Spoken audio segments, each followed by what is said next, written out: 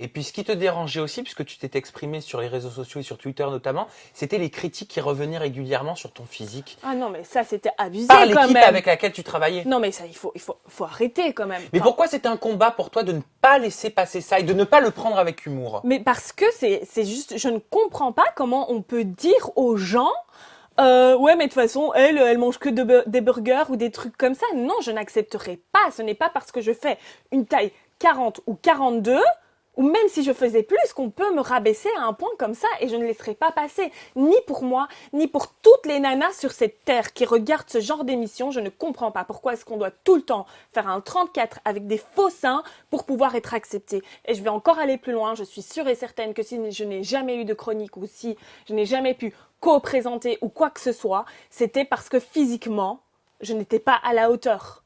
Alors que je suis désolée, moi aujourd'hui, enfin, Mais je veux pas...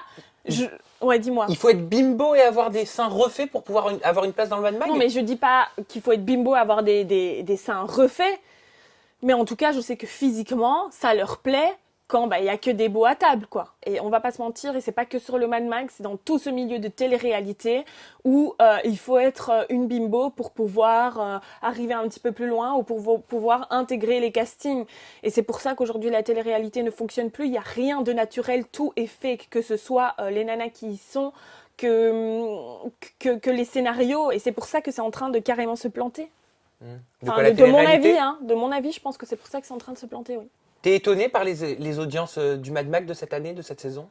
Je vais pas te mentir, je ne regarde plus du tout. En fait, depuis que je suis partie, j'ai dit bon ils m'ont vraiment traité d'une façon très mauvaise, très mal. Donc du coup, c'est une page qui se tourne et je zappe. Mais très dernièrement, j'ai une amie à moi qui m'avait dit que ça avait été déprogrammé. Et voilà, ça me surprend pas plus que ça parce que finalement, ça fait quand même quelques temps qu'il y avait des problèmes d'audience. Et la télé, ça te plairait de renouer avec la télévision ou alors la mauvaise année que t'as passée t'a dégoûté? Alors j'ai eu une très mauvaise expérience qui m'a quand même laissé des séquelles, hein, on va pas se mentir, mais j'aimerais beaucoup refaire de la télévision. Tu vois que je l'ai en moi, par exemple, sur ma chaîne YouTube, tu vois que je fais des petites interviews mode et tout, parce que j'adore ça. Et j'aimerais bien peut-être renouer avec la télévision, mais plus, tu sais, dans une émission comme Les Maternelles. Tu vois, j'adorerais, quoi, tu vois, sur France 5, ou un truc un petit peu plus sérieux, mode, beauté, mais plus du tout dans ce monde de télé-réal, quoi. On t'a déjà reproposé, t'as déjà été démarché à nouveau pour de la télédivertissement ou réalité, non. alors que t'es plus dans ce business depuis longtemps maintenant? Oui, on m'a reproposé, je crois, l'année dernière pour faire La Villa des cœurs brisés.